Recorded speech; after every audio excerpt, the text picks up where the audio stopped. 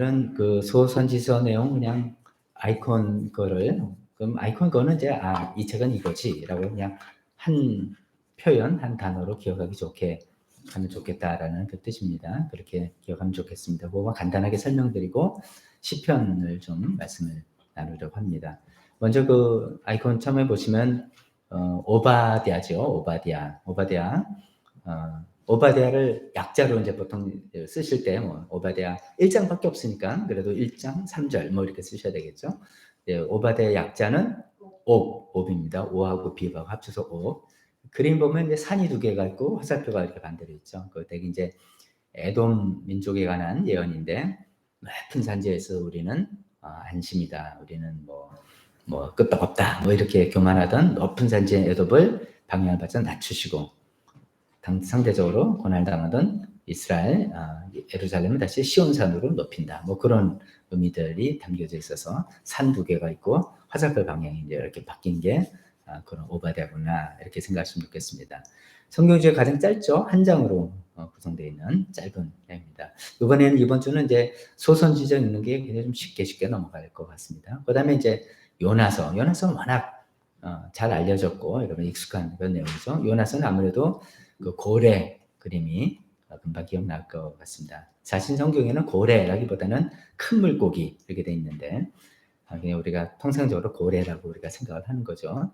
소선지서 12권이라는 맥락에서 이렇게 보면 좀 독특한 양식이에요.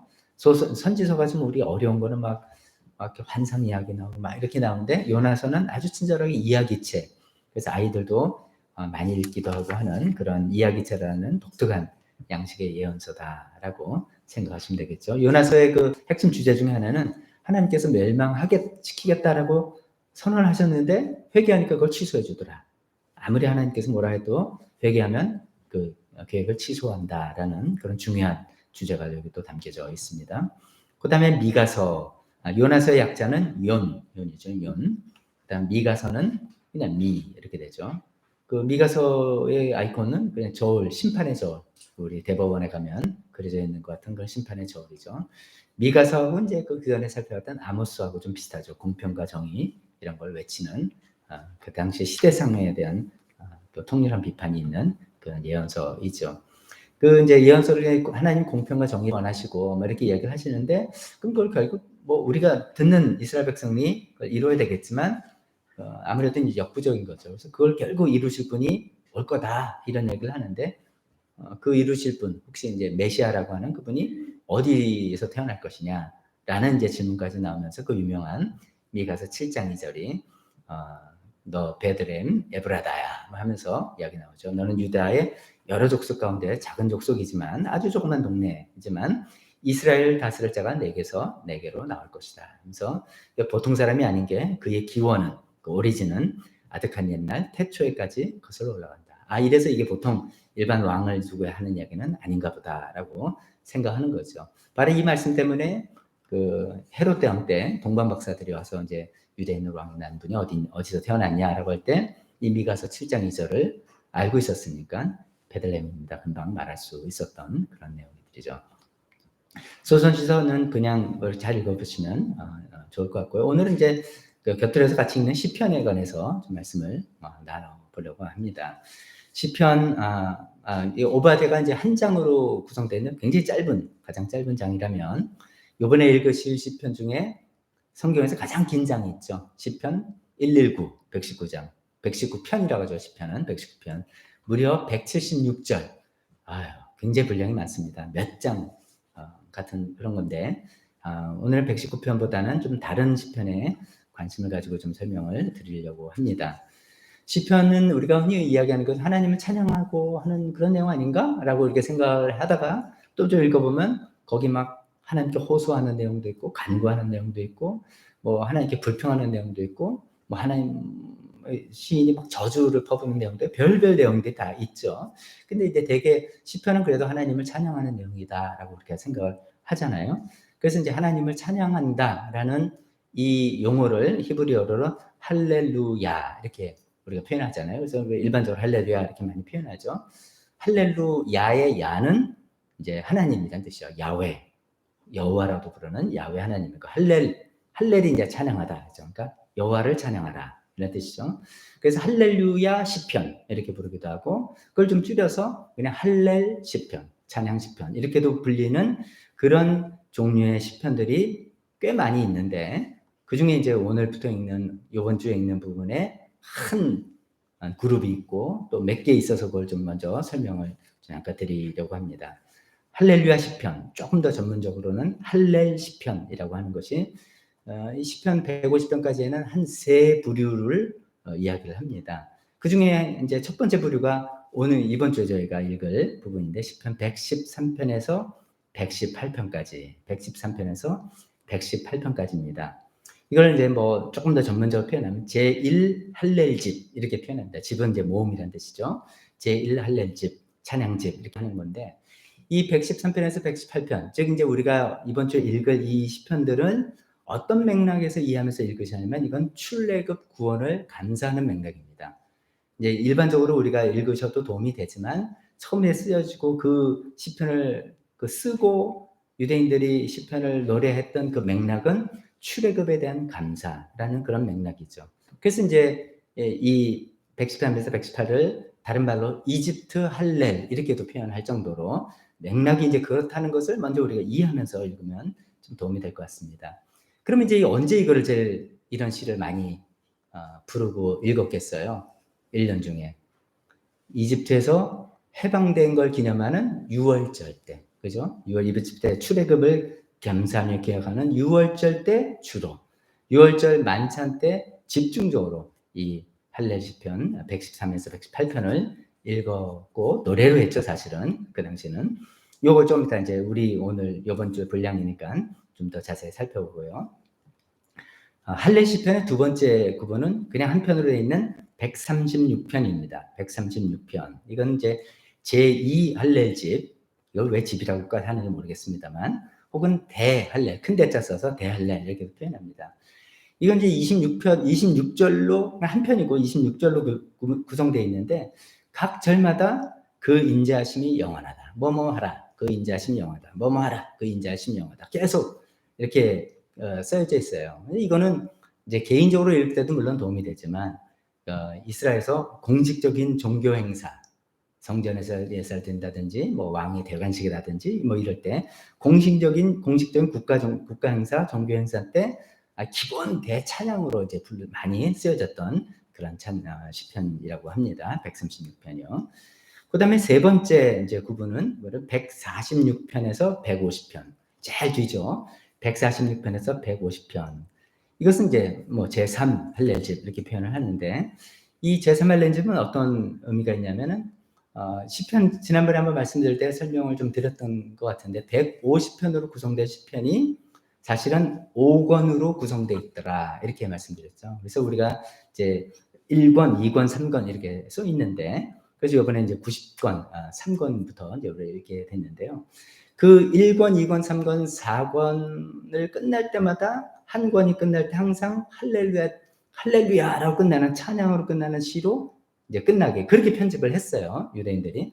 그런데 이제 그것도 모자라서 5권 마지막 끝에는 150편 전권을 뭐랄까요, 좀 마무리한다는 그 의미에서 그 앞에 146, 147, 100에서 150 5편이나 할렐루야 찬송을 다 집어넣었어요. 그러니까 그 의도는 이 우리 인생은 하나님께 시편이라는 것은 우리 희노애락이 다 담긴 우리 감정을 하나님께 드리는 건데 그것은 찬양으로 끝내야 된다.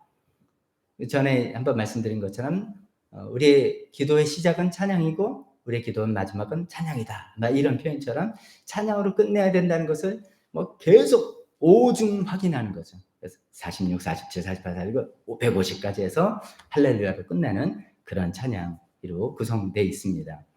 근데 여기서 이제 이 세 그룹 중에서 그래도 제일 우리가 좀 더 의미 있게 살펴볼 의미 있다는 건 좀 이상한 표현이지만 할 것은 이제 우리가 이번 주에 읽을 113에서 118편입니다. 그것은 이제 왜 그런가 하면은 이런 질문 때문이죠. 여러분 이제 우리 아무래도 이제 우리 총 가진 사람이 예수님이죠. 구원이신 예수님인데 예수님은 이 참고로 시편이 우리한테는 글로 전달되어 있지만 유대인들한테는 이게 찬양입니다. 우리가 아까 불렀던 찬양처럼 멜로디가 있었어요. 반주도 있고 막 있었어요. 근데 그 멜로 음률은 다 소실되고 전달이 안 되고 우리한테는 글로만 남아있는 그런 거죠. 그러니까 예전에는 이걸 노래로 했다 이렇게 생각하셔야 되는데 예수님께서는 어떤 찬양을 하셨을까? 혹시 예수님께서 어떤 찬양을 하셨는지 우리가 알 수 있을까? 이런 질문을 해보는 거죠. 알 수는 있을까요? 뭐 이런 생각. 이걸 어떻게 알아? 예수님 무슨 찬양했는지 이렇게 생각을 하는데 좀 희한한 구절이 있습니다. 마태복음 26장 30절, 마태복음 26장 30절에 보면 이제 예수님 제자들과 그 다락방에서 최후의 만찬이라고 하죠. 사실 6월절 만찬이죠. 그 만찬을 마치고 겟세마네 동산으로 이제 이동해 가시잖아요. 벌써 체포당하고 신문당하시는데 그 길을 가는데 30절에 이렇게 돼. 그들은 찬송을 부르고 올리브산으로 갔다. 찬송을 부르면서 올리브산으로 갔다는 뜻입니다. 그러니까 예수님 분명히 노래하셨네. 찬송하셨네. 근데 그게 뭘까? 그걸 어떻게 알아? 라고 생각하지만 이게 6월절 만찬 이후에 가셨던 거기 때문에 무슨 찬송을 했는지 100% 확신 있게 말씀드릴 수가 있다는 겁니다. 6월절 만찬에 유대인들은 어떤 사람입니까? 전통 지키는 거 끝내주는 사람들이잖아요. 그래서 유대인들은 전통을 철두철미하게 지키는데 6월절 만찬 때는 반드시 우리가 지금 거론한 시편 113편에서 118편을 부르게 되어 있는 거예요. 반드시 그렇게 되어 있는 거예요. 6월절 만찬에 식순이라면 좀 이상하지만 그렇게 되어 있는 거예요. 먼저 뭘 하고 이제 다 이게 있는데 그 중에 언제 몇 편을 노래하고 언제 뭘 하고 하기가 다 정해 있기 때문에 틀림없이 제가 뭐 거의 개런티 100%를 하고 예수님은 113편에서 118편을 그 6월절 만찬에서 부르셨고 특히 118편을 부르시면서 겟세마네 동산을 갔다라고 말씀드릴 수가 있는 겁니다. 제가 그렇게 생각해 보니까 더 좀 의미가 있는 것 같아요. 좀 우리가 사랑하는 예수님은 어떤 심정으로 그 6월절 마지막 만찬을 하셨으며 어떤 심정으로 이것을 부르셨을까? 이것도 한번 그런 맥락에서 그런 관점에서 이 시편들을 좀 읽어보시면 좋겠다라는 그런 생각입니다. 이제 유대인들이 아까 말씀드린 전통적으로 반드시 이렇게 진행을 하기로 이게 순서가 다 되어 있기 때문에 그대로 대부분 진행했죠. 대개 이제 6월절이 되면 가족 단위로 다 모여서 이제 6월절 만찬 식사를 이제 하지 않습니까? 근데 113편에서 114편 이 두 개는 식사 전에 부르게 되어 있고 115, 118은 에서는 식사 후에 이제 부르게 되어 있단 말이죠. 113편부터 간단하게 살펴보면 이렇습니다. 식사 전에 본격적으로 식사를 하기 전에 식사 메뉴는 뻔하죠. 구운 양고기, 누룩 없는 빵, 그 다음에 쓴 나물, 그 다음에 포도주 이렇게입니다. 간단하게 그런 건데 그런 식사하기 전에 오프닝 곡 같은 거죠. 오프닝 곡 같이 그것이 시편 113편입니다. 어떻게 시작합니까? 제가 읽어보면 할렐루야 주님의 종들아 찬양하여라. 주님의 이름을 찬양하여라. 지금부터 영원까지 주님의 이름이 찬양을 받을 것이다. 해 뜨는 데부터 해 지는 데까지 주님의 이름이 찬양을 받을 것이다. 이렇게 쫙 시작합니다. 이게 이제 우리가 잘 아는 흥겨운 찬송으로 되어 있잖아요. 해 뜨는 데부터 이렇게 해서 순서가 좀 이제 성경한 순서는 바뀌었지만 이렇게 되어 있습니다. 이제 이거죠. 지금부터 영원까지 시간을 초월해서 해 뜨는 데부터 해 지는 때까지 장소를 공간을 다 초월해서 하나님은 찬양 받으시게 합당하신 분이다. 라고 이제 쫙 이제 오프닝을 이야기하는 것이죠. 그러면서 계속해서 왜 하나님은 찬양받기에 합당하신 분인가? 이렇게 찬양을 우리가 해야 되는 이유는 뭐냐? 7절서부터 그거를 이렇게 표현합니다. 가난한 사람들 티끌에서 일으키시며 궁핍한 사람을 거름더미에서 들어올리셔서. 여기서 이제 이런 시편을 읽을 때 우리가 이제 뭐 심령이 가난하거나 우리의 처지가 좀 궁핍하거나 이럴 때 우리가 얼마나 공감될 수도 있지만 1차적으로는 출애굽의 맥락이었다고 했습니다. 그러면 이것이 다 노예 생활했던 자기 이스라엘들을 이야기하는 것들입니다. 9절에도 아이를 낳지 못하는 여인조차도 한 집에서 떳떳하게 살게 하시며 많은 아이들을 거느리고 즐거워하는 어머니가 되겠다. 이것도 이제 노예라서 뭐 앞으로 소망이 없는 거예요. 나봤자 또 노예 낳는 건 그런 노예 신분인 우리들을 이제 자유인으로 살게 하는 놀라우신 하나님. 그 하나님이기 때문에 해 뜨는 데부터 해 지는 데까지 지금부터 영원토록 찬양할지어다라고 하면서 이제 오프닝을 쫙 하는 6월절 만찬을 오픈하는 것이죠. 그리고 이제 두 번째로 식사하기 전에 또 하는 곡이 114편입니다. 114편은 그냥 출애굽 사건들을 다시 한번 그냥 표현한 것들이에요. 읽어보면 다 우리 출애굽기를 알고 있는 사람들 그때 이런 걸 이야기하는 거구나 라고 누구나도 쉽게 이해할 수 있는 그런 내용으로 구성되어 있습니다. 그리고 이제 식사를 하고 아까 말씀드린 메뉴를 먹고 식사가 이제 다 끝난 다음에 또 하나님을 찬양을 합니다. 시편 115편을 찬양하는데 시편 115편은 이상하게 우상에 관한 이야기를 한단 말이죠. 우상에 관한, 왜 출애굽 상황인데 우상에 관한 이야기를 할까? 이것은 출애굽 당시에 10가지 재앙과 연결을 시킨 겁니다. 10가지 재앙이 이제 하나님의 어떤 능력을 나타내는 것도 분명히 되지만 그것은 다른 의미로 보면은 이스라엘 백성들이 믿는 여호와 하나님인데 이집트 사람들이 믿는 10가지 신과의 싸움이었어요. 그래서 그런 것을 재앙을 통해서 우리가 믿고 의지하던 이집트 사람 입장에서는 우리가 믿고 의지하던 신들이 우리를 오히려 해를 주는, 우리에게 피해를 주고 그것을 극복을 시켜주지 못하는, 능력이 없는 무능한 그런 신들이라는 것을 보여주기 위해서 하나님께서 그 10가지 재앙을 한 거거든요. 그래서 이제 그런 이해를 가지고 우상 있어봤자 소용이 없다. 그때도 그랬고 지금도 마찬가지다. 그래서 결론은 뭐냐? 여호와 하나님만 의지하라 라고 계속해서 상기시켜주는 게 115편입니다. 그 다음에 이제 두 번째 곡을 116편을 또 찬양하는데 이것도 또 독특해요. 이것은 한 개인의 어떤 이야기를 해나가면서 이스라엘 공동체 전체의 운명이랄까요? 소망이랄까요? 신뢰랄까요? 이렇게 연결시키는 아주 그런 멋진 찬양입니다. 여기 한 개인은 어떤 사람이냐면 어떤 이유인지는 모르지만 죽음에 빠질 정도로 큰 어려움, 질병이었는지 사고였는지 그런 어려움이었는데 하나님께서 그 죽음에서 구원해 주셨다는 거예요. 그래서 내가 구원의 잔을 들고 하나님을 찬양합니다 라고 하는 내용인데 그 한 개인의 이야기만이 아니라 그 한 개인의 이야기를 이제 6월절 만찬에 참여한 사람이 같이 부르면서 이스라엘, 우리가 노예로 죽을 수밖에 없었던 우리 민족을 살리신 하나님을 찬양합니다 라는 그런 내용으로 이야기하는 것입니다. 116편에는 참 우리가 개인적으로도 많은 분들이 좋아하시는 또 붙드는 그 말씀들이 있죠. 1절, 2절 같은 경우도 우리가 기도, 평생 내가 좀 하나님께 기도하고 해야 되겠다라고 결단할 때 이런 표현들 쓰죠. 주님께서 나의 간구를 들어주시기에 내가 주님을 사랑합니다. 나에게 귀를 기울여 주시니 내가 평생토록 기도하겠습니다. 라고 할 때 우리가 이 말씀을 붙들면서 많이 이야기하죠. 또 15절도 이런 말씀 아닙니까? 성도들의 죽음조차도 주님께서는 소중히 여기신다. 우리가 누구의 죽음을 맞이했을 때, 장례실 때, 이럴 때 많이 생각하게 하는 그런 말씀입니다. 죽음조차도 하나님께서 그 죽음과 죽음의 과정에 굉장히 많은 은혜를 베푸셔서 그것조차도 죽었으니까 끝이다가 아니라 굉장히 귀하게 여기시는 하나님의 손길을 본다라는 것이죠. 그래서 한 개인을 통해서 한 개인의 그 구원을 통해서 죽음으로부터 구원을 통해서 전체 이스라엘 백성들의 구원을 찬양하는 그런 내용이다 말씀드렸습니다. 그 다음에 117편은 굉장히 짧죠. 아주 2절밖에 없는데 이제는 이스라엘 백성만이 아니라 모든 민족들, 모든 나라를 하나님을 찬양하는 찬양으로 초대하는 그런 내용입니다. 너희 모든 나라들아 하면서 찬양하는 것이죠.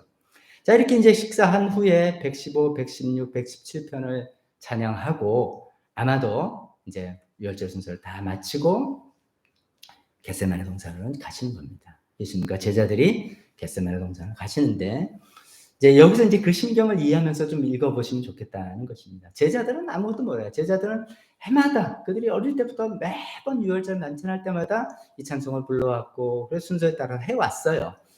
그리고 또 지금도 그렇게 하고 있는 거고. 하지만 예수님은 아시죠. 이게 이제 이 걸음이 어떤 걸음인지, 겟세마네 동산에 가서 어떤 일이 일어날 것인지를 다 짐작하시고 아시는 마음에 앞에 찬양도 그랬습니다만 그런 마음을 가지고 118편을 부르시면서 겟세마네 동산을 가시는 그 예수님의 심경을 우리가 한번 좀 헤아려보자는 그런 말씀입니다. 118편이 이렇게 되죠. 1절부터 읽어보면 주님께 감사하라. 그는 선하시며 그 인자하심이 영원하다. 이스라엘아 그 인자하심이 영원하다 하여라. 아론의 집아 그 인자하심이 영원하다 하여라. 주님을 경외하는 사람들아 그의 인자하심이 영원하다 하여라. 이 그렇지 아멘 우리가 할 수 있는 말이에요. 그러나 예수님께서 지금 가시는 그 길이 하나님의 선하심과 인자하심이라고 느낄 만한 경험들이 앞에 있는 일이 아닙니다. 굉장히 자기는 고난과 고통과 죽음을 앞두고 있는 그 길을 가시면서도 뭐 찬송이 가사인가 가사가 이렇게 됐으니 됐지 이렇게 생각할 것이 아니라 그 마음에서 하나님께 감사하며 하나님의 선하심과 하나님의 인자하심을 찬양하면서 그 길을 가시는 거죠. 그러면서 이스라엘아, 이스라엘 민족 전체를 말하는 거겠죠. 아론의 집아, 제사장, 레위인들을 말하는 거겠죠. 주님을 경외하는 사람들아. 이것은 이스라엘 민족이 아닌 이방인들이라고 할 수 있는, 이방인들이지만 하나님을 믿고 따르고자 하는 모든 사람들까지 다 어울러서 결국 예수님께서 십자가를 통해서 이루실 모든 민족을 주님께로 인도하실 그것을 막 염두에 두시면서 그것을 생각하시면서 이 찬송을 부르지 않으셨을까 생각해 봅니다. 이어져서 이제 5절부터 이렇게 되어 있습니다. 내가 고난을 받을 때 부르짖었더니 주님께서 나에게 응답하여 주시고 주님께서 나를 넓은 곳에 세우셨다. 주님은 내 편이심으로 나는 두렵지 않다. 사람이 나에게 무슨 해를 끼칠 수 있으랴. 이런 말씀도 우리가 읽으면 당연히 뭐 아멘 이렇게 합니다. 그러나 이제 실제로 이런 일들이 내가 고난을 받을 때 부르짖었더니 하면서 사람이 나에게 무슨 해를 끼칠 수 있으랴 라고 하나님께 대한 신뢰를 지금 노래하는데 실제로 사람들이 예수님께 끼친 해가 얼마나 심하고 얼마나 고통스럽고 얼마나 좀 괴로운 일이었는지 우리가 또 알지 않습니까? 그것을 생각해 보면서 생각할 때 그 주님의 심정을 생각해 보면 가슴이 정말 막 뭉클해지고 같이 아프고 그런 것이죠. 그 내용은 10절에 계속해서 이렇게 나오죠. 문나라가 나를 에워쌌고 11절에 그들 겹겹이 에워쌌고 12절에 나를 벌떼처럼 에워싸고 가시덤불에 붙은 불처럼 나를 삼키려 하는 거죠. 이것이 예수님 생에서는 뭡니까? 체포하고 신문하고 고문당하고 폭력을 당하시고 군중들이 다 동원되어 십자가 죽여라 이렇게 막 이렇게 소리를 치고 함성을 치고 뭐 얼굴에 침을 뱉고 모욕을 당하고 죽으라고 채찍질을 맞고 결국은 십자가에 못 박혀서 아무도 예수님 편인 사람이 없이 겹겹이 별대처럼 많은 삶 쌓여서 이러는 그런 상황인 거잖아요. 그런데도 14절에 주님은 나의 능력, 나의 노래, 나를 구원해 주신 분이시다. 이거를 담담히 이 찬양을 하면서 어쩌면 마음 준비를 하시는 것이고 지금 계속해서 하나님을 신뢰하는 것을 고백하는 그런 찬양이지 않았을까 싶습니다. 17절, 18절은 이렇게 되어 있습니다. 내가 죽지 않고 살아서 주님께서 하신 일을 선포하겠다. 주님께서는 엄히 징계하셔도 나를 죽게 버려두지는 않으신다. 놀라운 거 아닙니까? 참 성경이 참 놀라운 것 같아요.